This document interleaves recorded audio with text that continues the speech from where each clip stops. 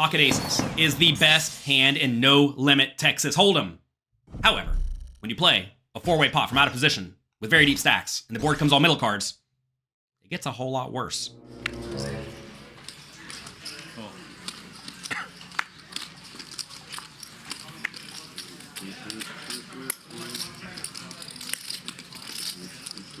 are we at? 40.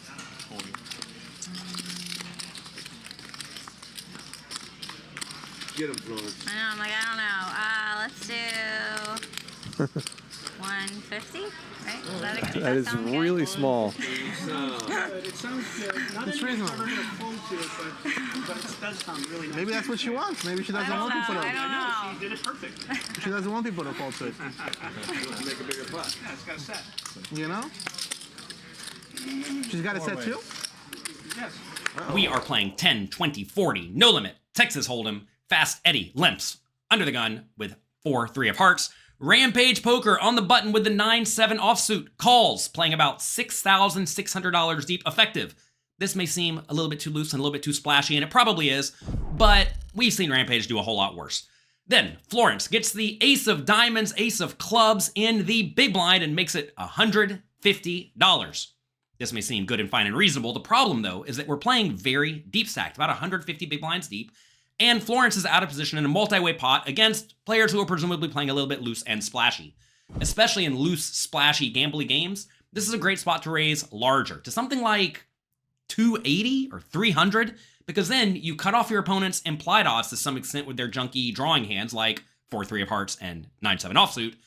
And if your opponents do have strong hands, they're just going to stick around. It is always annoying when you make it 280 and everybody folds, but that's not this type of game. Zio in the third blind calls with the Jack-10 offsuit. Eddie calls as well, and Rampage, of course, calls too. Let's go to the flop. That's right. It's already Oh, there. my set's bigger. Come on, Magic. Do your magic. I believe in. We'll do it Aces are still good here. like the same, so 150. 150. Same back. Florence, you got aces. Put some money in this pot. I don't Milking know. you cows. I don't know. Pull my set. I said I'm a bad counter, so. Yeah. Flop comes King of Spades, 8 of Spades, 6 of Diamonds. Florence still has the best hand of the pocket aces somehow, some way. She continuation bets, tiny though, $150. This is a board where if you're going to bet, you definitely want to bet on the larger side, because this is a situation where if you consider the ranges of your opponents on this middle connected flush draw board, someone's going to have some sort of decent draw in this scenario. It just so happens it's Rampage in the spot. And when you bet $150, no one's making much of a mistake by calling with pretty much anything. Even if they're sitting here with a pair, they should probably stick around because they have some outs to improve and they're getting amazing odds. So even though you normally do want to bet small and multi-way pots, I think this board in particular and against these loose aggressive players is a time where you probably want to bet bigger. The pot's 650, I would have gone 425, and that's going to get full value from a king and the draws. And, if you do get raised, you can probably just be happy playing for all the money at that point because then the pot has already become substantially large enough to where you're not really trying to fold. She goes 150 though. Rampage on the button has an easy call. He does not want to raise and screw this up. Notice if he raises and get re-raised, he would need to fold, although he probably wouldn't. But that's really not where you want to be. Instead, call, in position, close the action, and see if you can spike. Math doesn't have to be your thing. Another way. Rampage is still in there. I dare you to do 150. Straight draw. I'm gonna get double, do 300. 300. The turn is the Queen of Diamonds. Florence continues betting, which I think is fine and good. But again, now that there are 2 flush draws on the board and more straight draws, she definitely wants to go bigger. This might even be a spot to go for an overbet of something like $1,800 or $1,500. Because whatever Rampage has some equity. And when you bet small, Rampage is not making a mistake by calling. She does go 300. Rampage realizes, well, I have a draw.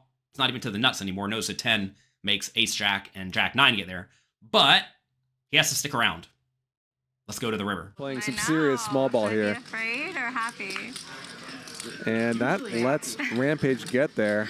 But we'll see Let's what do. happens. He makes a lot of people happy. Fuck off. That's right, that's the bucket hat. The bucket hat. We'll do Go 150. Let's just do this one. Oh, yeah. Huh? She's just 1,500.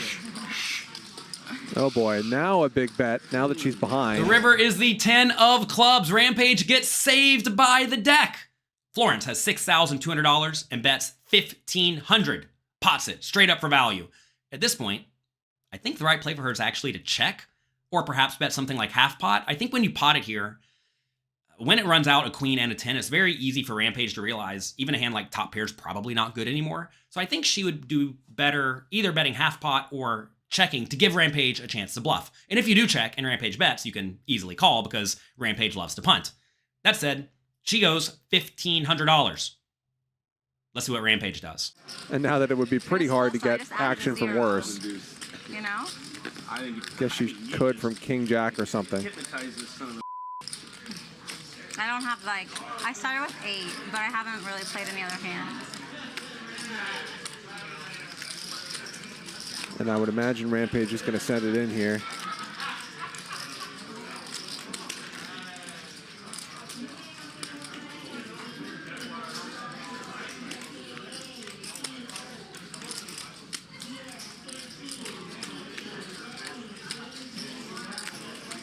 $4,000. He raises to 4,000. I feel like you might as well go for all of it. Rampage makes it $4,000 out of Florence's total, counting her bet, $6,200 stack. What I want to know is how do you feel about this play? Do you think he should have just put her all in instead? Take a second, think about it, and let me know in the comment section down below. Did you click the like and subscribe button while you're down there? Go down there, click the like and subscribe button, click the notification bell. Thank you, thank you. I know only 4.2069% of you click that button, but let's bump it up to 5% today. Please. Thank you. Okay, in the situation, there is some merit in not putting Florence all in, even though the game theory optimal strategy would be to go all in, because a lot of players don't want to lose all of their money. So leaving them some money left has a whole lot of merit. Now, I think a much better size would have been to 5,000 instead of 4,000, because you got to realize $1,000 is 25 big blinds in this game. It's actually a lot. And I think that if you leave Florence with 5,000 compared with 1,200 compared to 2,200, she's going to call with pretty much the exact same range. And well, that's obviously good for Rampage because he has pretty much the nuts. That said, he does go for the 4,000 size. Let's see if Florence can find the fold. She's saying she's got something pretty good.